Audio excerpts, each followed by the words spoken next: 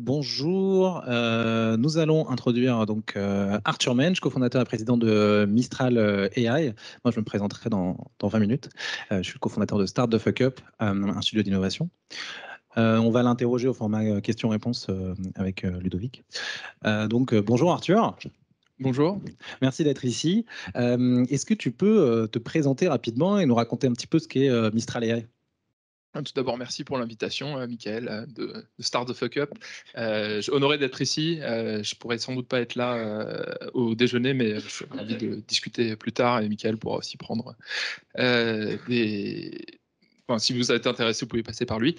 Alors, Mistral AI, c'est donc une entreprise qu'on a fondée il y a un mois. Moi et mes cofondateurs, donc Guillaume et Timothée, on est au départ des techniques, c'est-à-dire moi j'étais à DeepMind, Guillaume et Timothée étaient à Meta. On fait partie des gens qui ont entraîné ces modèles de langage depuis 2 ans.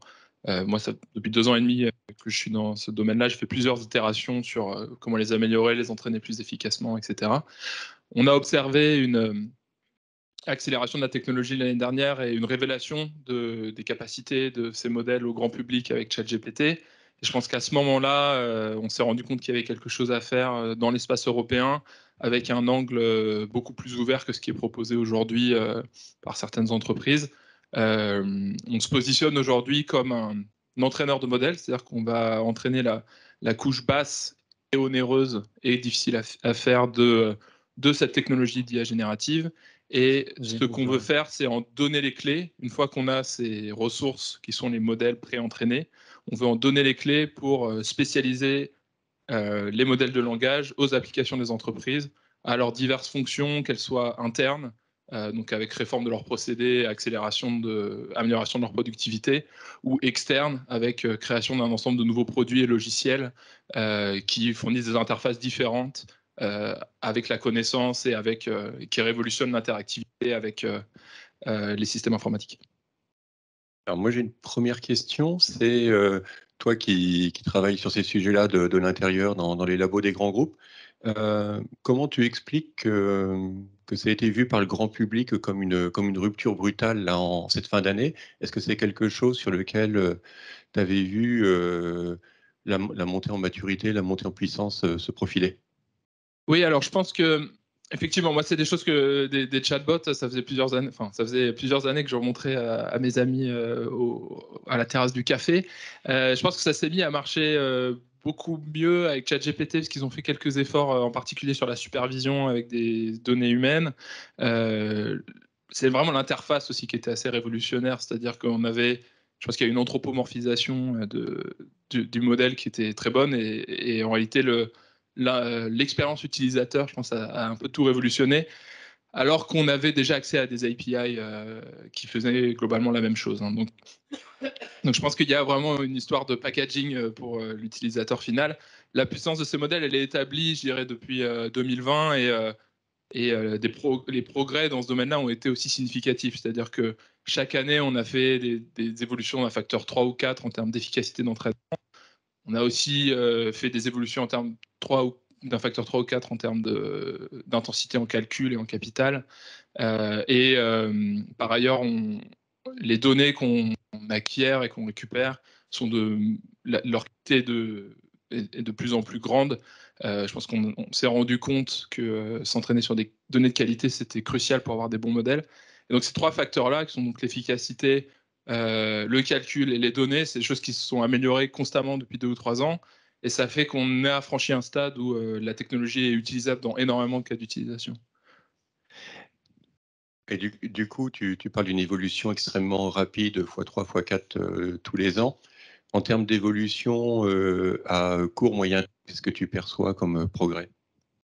Je pense qu'au sein des entreprises, beaucoup de groupes se posent la question de comment utiliser et comment bénéficier de la technologie pour améliorer leurs procédés et comment utiliser ça comme un accélérateur de leur core business. Je pense que ça, c'est vraiment en cours, c'est-à-dire ça ne fait que commencer. Mais je pense que dans les prochaines années, genre même l'année prochaine, on devrait commencer à voir ce genre de système déployé en production dans un certain nombre de fonctions. Donc ça, c'est l'évolution à court terme que je vois. Nous, on pense que la bonne manière de faire, c'est vraiment de spécialiser les modèles aux données des entreprises de faire en sorte qu'elles aient la main sur le déploiement de la technologie.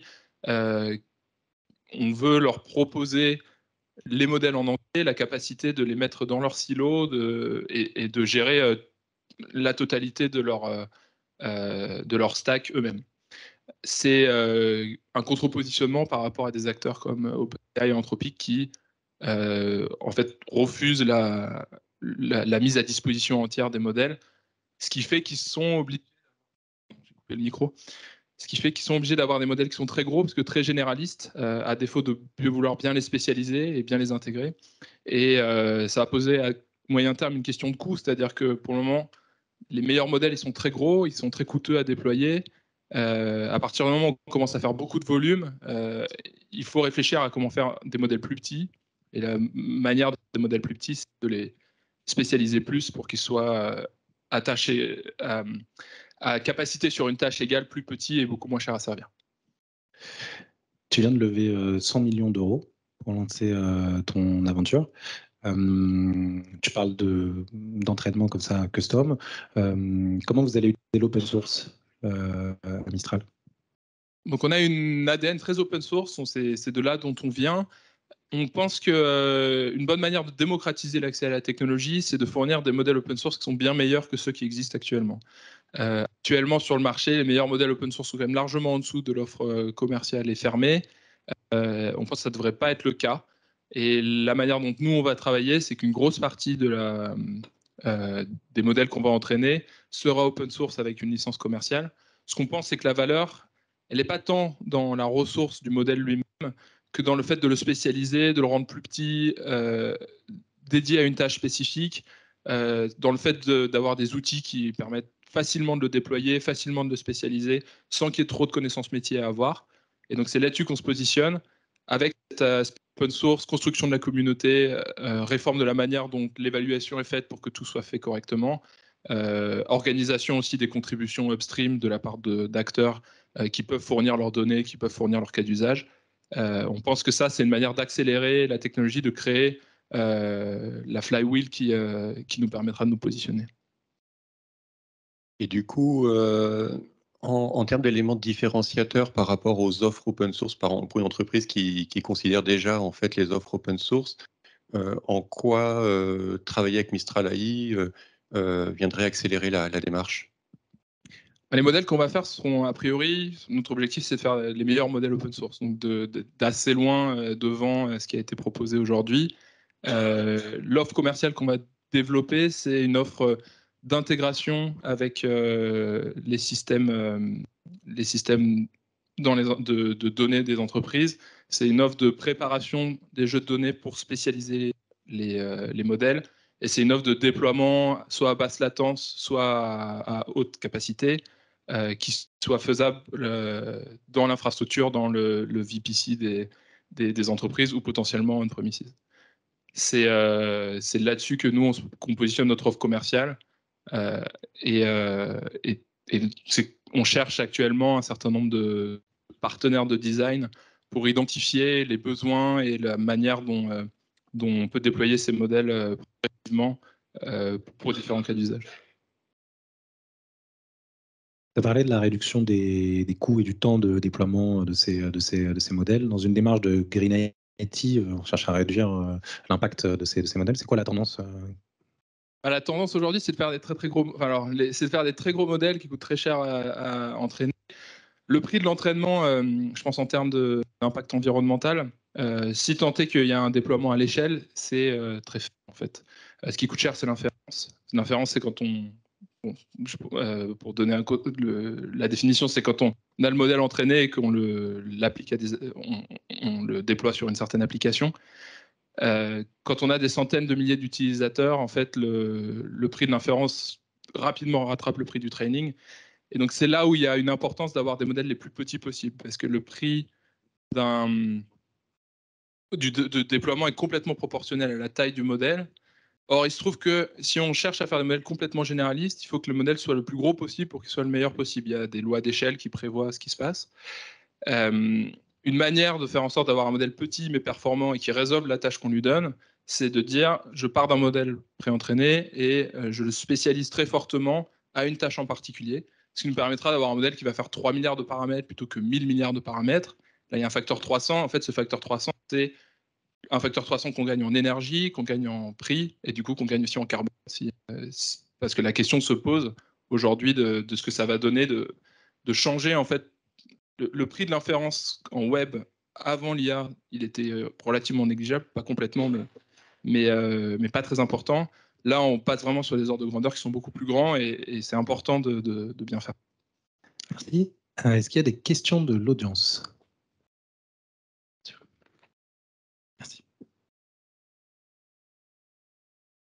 Merci. Merci pour cette présentation. Quand vous dites des modèles plus petits, vous êtes dans quel ordre de grandeur en termes de paramètres? On est de l'ordre de grandeur. Nous, on sait que pour énormément de cas d'usage, un modèle qui fait 3 milliards de paramètres, très très bien entraîné, en fait, suffit. Sur les plus gros modèles aujourd'hui déployés avec des public API, on est plutôt de l'ordre de 1000 milliards de paramètres. Donc c'est beaucoup plus cher. Oui, une question. Donc, si on a dit petit modèle, dit qualité de données nettement supérieure pour pouvoir l'entraîner, le fine-tuning, comment vous allez vous assurer que la qualité des données des clients que vous allez avoir est bonne?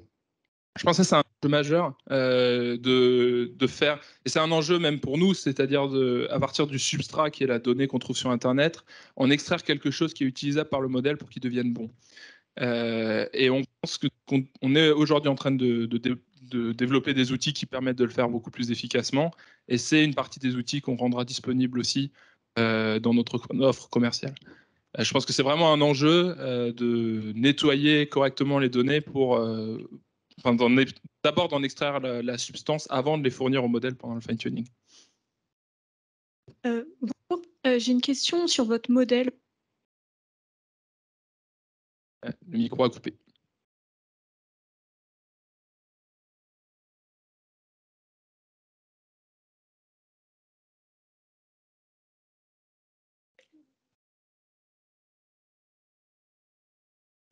Non, alors nous, on va entraîner les modèles de zéro. C'est-à-dire que aujourd'hui, pour avoir les meilleurs modèles possibles, il faut un peu tout repenser. Il faut choisir les architectures correctement, il faut choisir l'optimisation correctement, il faut préparer les meilleurs datasets. Si on part de modèles existants, en réalité, on va faire des gains très marginaux par rapport à ce qu'on peut faire avec un nouveau modèle. Donc, le fait de s'autoriser aussi à avoir des changements architecturaux, c'est une manière ça nous force à partir de zéro, mais ça sera une manière d'être plus efficace. Oui, alors oui, avec les données qui sont disponibles, donc on part de l'open web, hein, donc ce à quoi on a accès à travers en crawlant Internet. Ça nécessite de faire énormément de nettoyage pour retirer ce sur quoi on n'a pas le droit de s'entraîner, ce qui n'a aucun intérêt. Et c'est exactement ce qu'on est en train de faire aujourd'hui. Bonjour, je me permets de compléter la question. Je me demandais quelle était votre stratégie sur la brique plus RLHF, tout le Reinforcement Learning, et vis-à-vis des entreprises, comment les accompagner vis-à-vis de ça? Je pense que c'est une très bonne question. Alors nous, on pense que ce qui s'appelle l'instruction, c'est-à-dire l'orientation du modèle vers une tâche donnée, en réalité, ce n'est pas vraiment une tâche générique que nous, on peut résoudre, c'est une tâche que les entreprises peuvent résoudre.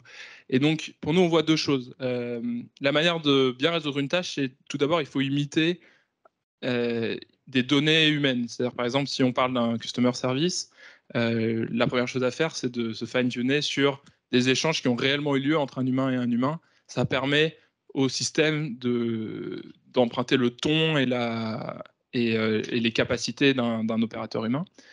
Ça, c'est la première étape.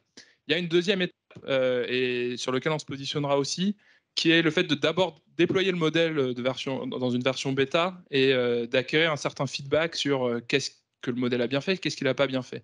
Ça permet ensuite de réentraîner, de légèrement modifier le modèle pour qu'il fasse mieux ce qu'on lui demande de bien faire et qu'il fasse moins ce qu'il avait mal fait.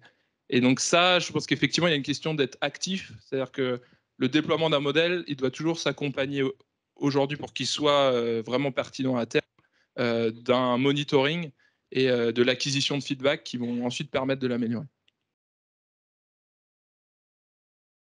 T'as un micro. Vas-y.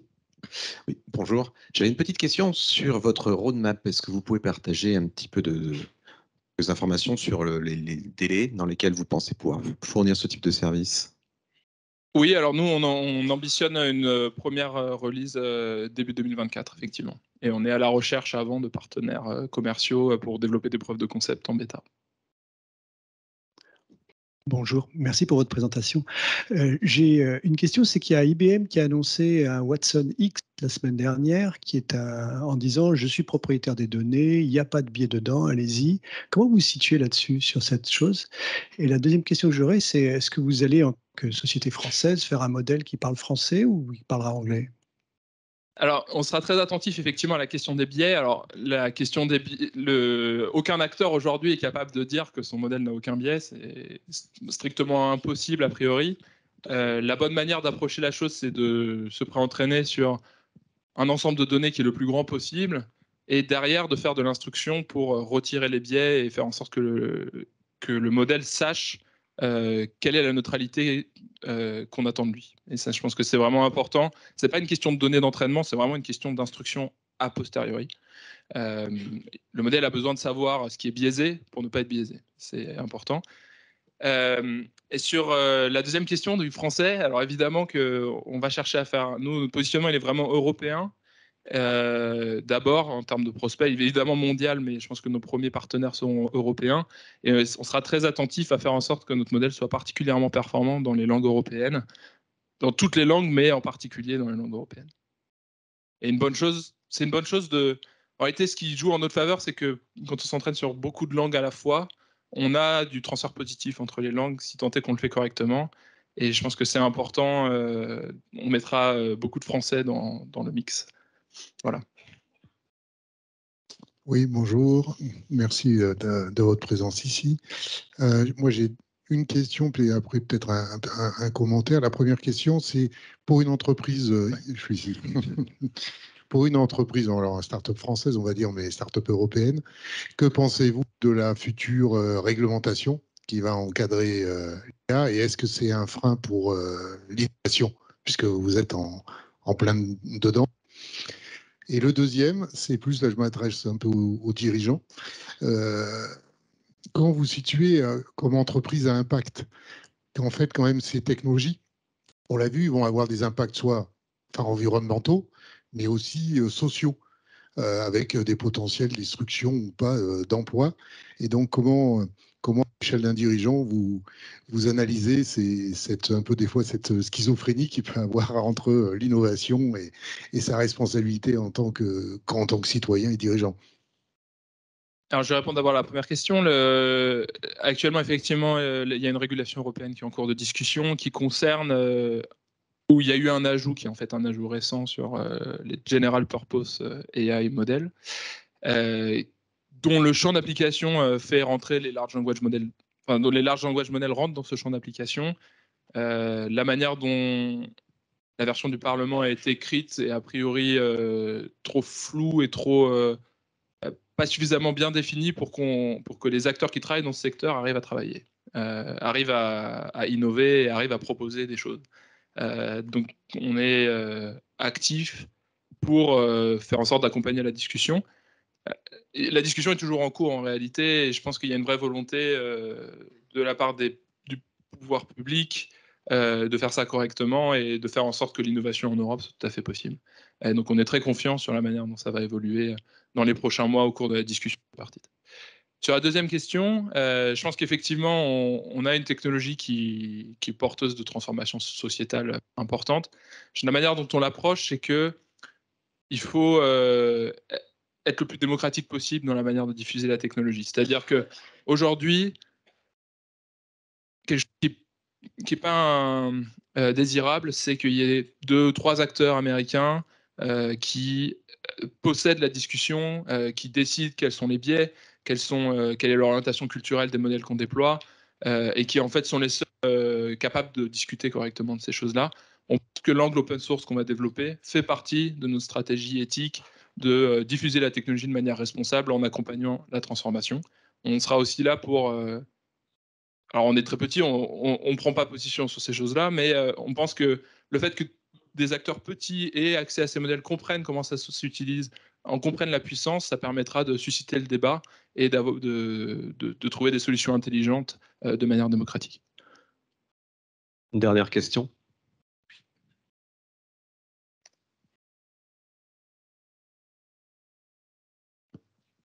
Alors, notre modèle économique est à définir, hein, mais la manière dont on l'envisage, c'est c'est donc c'est B2B. On va parler avec des partenaires entreprises qui vont déployer nos modèles, spécialiser nos modèles. Au moment du déploiement des modèles, ce qu'on envisage, c'est un tarif à l'utilisation au volume des modèles qu'on aura aidé à spécialiser et qu'on aura aidé à déployer.